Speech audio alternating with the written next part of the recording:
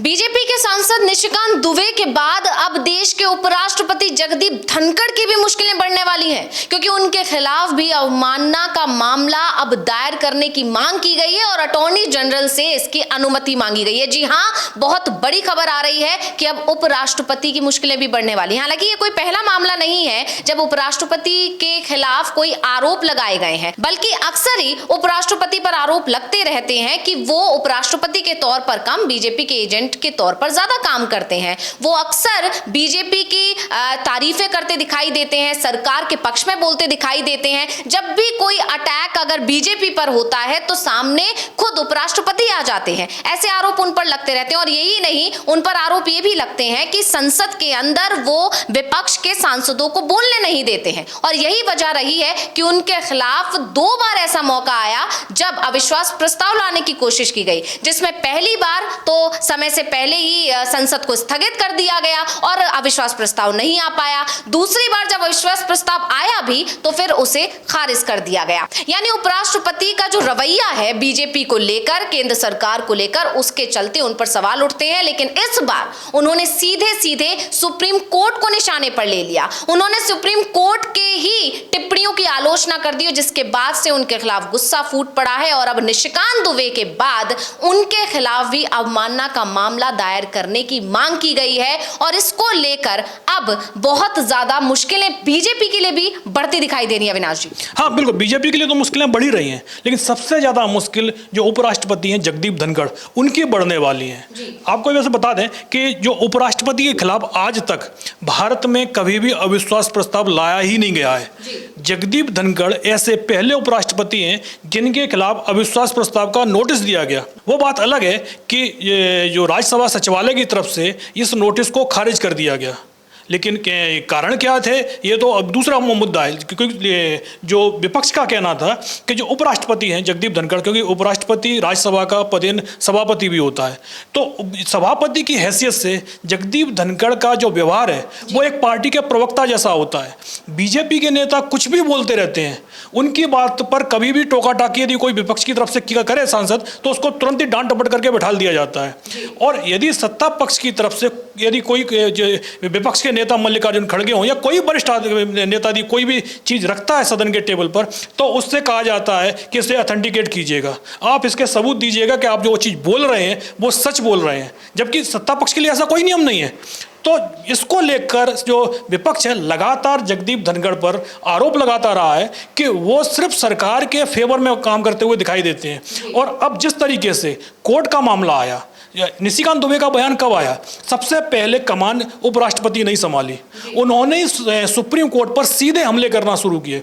और जब उपराष्ट्रपति की तरफ से हमले हुए और उसका कोई रिएक्शन सुप्रीम कोर्ट की तरफ से आता नहीं दिखाई दिया, तो उसके बाद निशिकांत दुबे सामने आए और निशिकांत दुबे ने जो कुछ बोला वो तो उसको लेकर तो बीजेपी के जो प्रेसिडेंट हैं उनको तुरंत ही सफाई देनी पड़ गई कि भाई ये हमारे बयान नहीं, हमारी पार्टी के बयान नहीं है और हम निर्देश देते हैं इस तरीके के कोई बयान ना दें।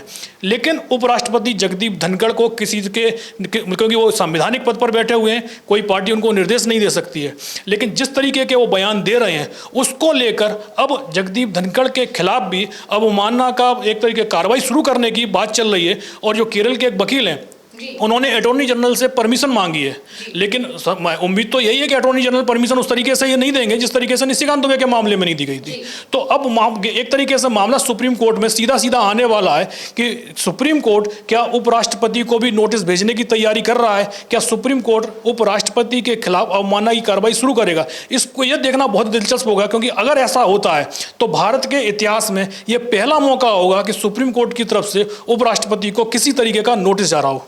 जी बिल्कुल, यहाँ पर आपको बता दें कि उपराष्ट्रपति जगदीप धनखड़ के खिलाफ कोर्ट की अवमानना का मामला चलाने की मांग जो है केरल के वकील हैं सुभाष थीक्कदन, उन्होंने की है और अब अटॉर्नी जनरल से उन्होंने सहमति मांगी है। लेकिन जैसा कि अविनाश जी आपने भी बताया और लगातार देखा जा रहा है कि निशिकांत दुबे के मामले में भी अटॉर्नी जनरल की तरफ से कोई जवाब नहीं आया है। ये भी एक बड़ा मामला है जिसके बाद सुप्रीम कोर्ट ने खुद ही स्वतः संज्ञान लेते हुए ये कह दिया कि अगले हफ्ते इस मामले में सुनवाई की जाएगी और वही वही हाल अब जगदीप धनखड़ मामले में होता हुआ दिखाई दे रहा है, क्योंकि जब एक सांसद के मामले में अटॉर्नी जनरल की तरफ से जवाब नहीं दिया गया है अभी तक, तो उपराष्ट्रपति के मामले में जवाब देने का तो सवाल ही पैदा होता नहीं दिखाई दे रहा है।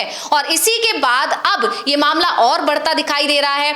ऐसे में जब उपराष्ट्रपति के खिलाफ एक तरफ तो अवमानना की कार्रवाई की मांग की जा रही है, वहीं दूसरी तरफ उपराष्ट्रपति की जो तेवर है वो और तल्ख होते हुए दिखाई दे रहे हैं। तो एक बड़ा सवाल यहाँ पर अविनाश जी ये भी उठ रहा है कि आखिर न्यायपालिका और कार्यपालिका के बीच ये कैसी लड़ाई छिड़ गई है और क्यों इसे इतना बढ़ाया जा रहा है? ये सबसे बड़ा मुद्दा तो वही है कि सुप्रीम कोर्ट का जो काम है कि सुप्रीम कोर्ट का सीधा सीधा कहना कि भाई हम कानून नहीं बनाते, लेकिन हम कानून की जो संविधान की व्याख्या करने का काम सुप्रीम कोर्ट का है, और संसद से जो भी कानून बनता है अगर उसको चुनौती सुप्रीम कोर्ट में दी जाती है, अगर सुप्रीम कोर्ट में वो मामला पहुंचता है तो फिर कानून की समीक्षा करने का अधिकार सुप्रीम कोर्ट का है, और सुप्रीम कोर्ट वो ही अपना काम कर रहा है। अब वक्फ बिल को लेकर भी सुप्रीम कोर्ट ने अभी तक उस पर रोक नहीं लगाई है, उसको खारिज नहीं किया है, सिर्फ सुनवाई की है। और जो सुप्रीम कोर्ट पर में जो याचिकाएं लगाई गई हैं और जो सवाल उठाए गए हैं, सुप्रीम कोर्ट उन सवालों के जवाब सरकार से मांग रहा है। सरकार की तरफ से जो सॉलिसिटर जनरल है तुषार मेहता,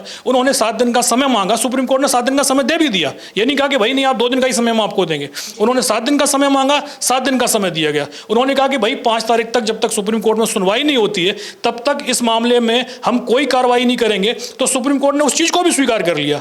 लेकिन मामला वही है कि सुप्रीम कोर्ट के जो सवाल उठाए गए हैं वक्फ कानून को लेकर वो सरकार को परेशान कर रहे हैं, और उसी के चलते जिस तरीके के बयान उपराष्ट्रपति के आए हैं, और अब उनका एक नया बयान भी आया है। जब जिस तरीके से मामला एक तूल पकड़ गया निशिकांत दुबे का मामला, उसके बाद कुछ दिनों तक उपराष्ट्रपति के बयान नहीं आए, लेकिन अब एक बार उनका बयान फिर सामने आ गया है और उन्होंने एक बार फिर बोला है संसद ही सर्वोच्च है। उन्होंने साफ साफ कह दिया है कि सुप्रीम कोर्ट का काम नहीं है कि वो हर कानून की समीक्षा करे और अपने आप को एक तरीके से सुप्रीम संसद जो आज की तारीख में वो बोल रहे हैं सुप्रीम कोर्ट को, जगदीप धनखड़ बोले सुप्रीम संसद सुप्रीम कोर्ट नहीं बन सकता है। और इसको लेकर भी जो उनका नया बयान आया है उसको लेकर भी अब वो मतलब बुरी तरीके से गिरते हुए दिखाई दे रहे हैं। जी बिल्कुल, उपराष्ट्रपति ने न्यायिक अधिकारों के अतिक्रमण की आलोचना की और दोहराया कि संसद ही सर्वोच्च है।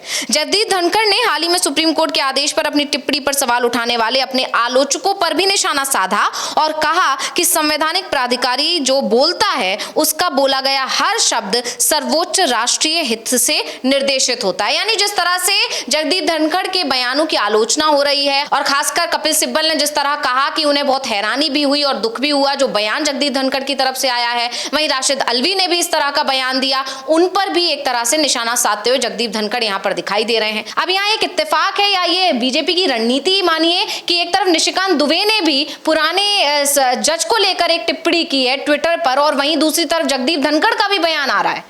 हाँ, आप देखिएगा जब जगदीप धनखड़ का बयान आता है उसके तुरंत बाद निशिकांत दुबे का बयान आता है। अब जब निशिकांत दुबे की एक नई ट्वीट आता है जिसमें वो सुप्रीम कोर्ट के एक बार फिर घेरने की कोशिश करते हैं, तो उसके बाद तुरंत ही उपराष्ट्रपति का एक नया बयान आ जाता है। जबकि बीजेपी अध्यक्ष की तरफ से जो निर्देश दिए गए थे उसमें साफ साफ कहा गया था कि भाई न्यायपालिका से टकराव नहीं लेना है, लेकिन उसके बाद भी अगर निशिकांत दुबे की तरफ से लगातार सुप्रीम कोर्ट पर सवाल खड़े किए जा रहे हैं और बीजेपी अध्यक्ष की तरफ से उनको कोई नोटिस नहीं दिया जा रहा है, तो यह मामला खाली निशिकांत दुबे का नहीं है, यह मामला सीधा सीधा बीजेपी सरकार का है कि जिस तरीके से सुप्रीम कोर्ट ने बीजेपी सरकार की तरफ मोदी सरकार की जो कुछ बिलों को लेकर आपत्ति जताई है उसको लेकर मोदी सरकार परेशान है। और निशिकांत दुबे के लिए यही माना जा रहा है कि उनके जो बयान है उस बयान के पीछे बीजेपी का एक तरीके से नेतृत्व जिम्मेदार है। अगर बीजेपी नेतृत्व निशिकांत दुबे के बयानों से खुद को अलग हटा रहा है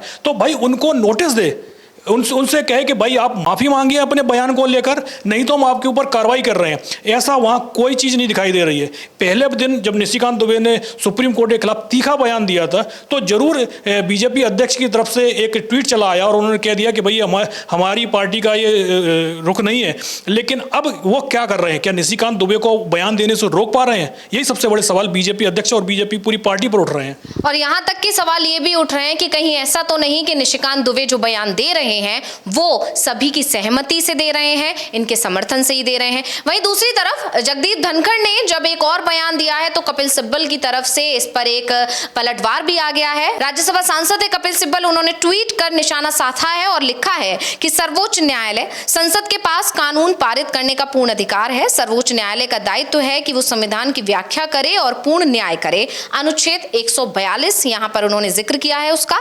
न्यायालय ने जो कुछ भी कहा है वो हमारे संवैधानिक मूल्यों के अनुरूप है, राष्ट्रीय हित से प्रेरित है।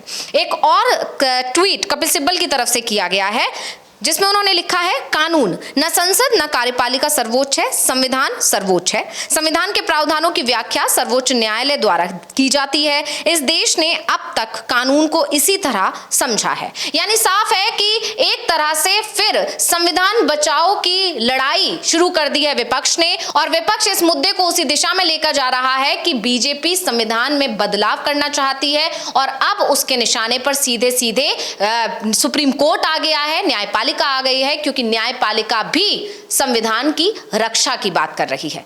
तो बहुत बहुत धन्यवाद अविनाश जी तमाम जानकारी देने के लिए, और इसी के साथ मुझे यानी अंशिता को दीजिए इजाजत। नमस्कार।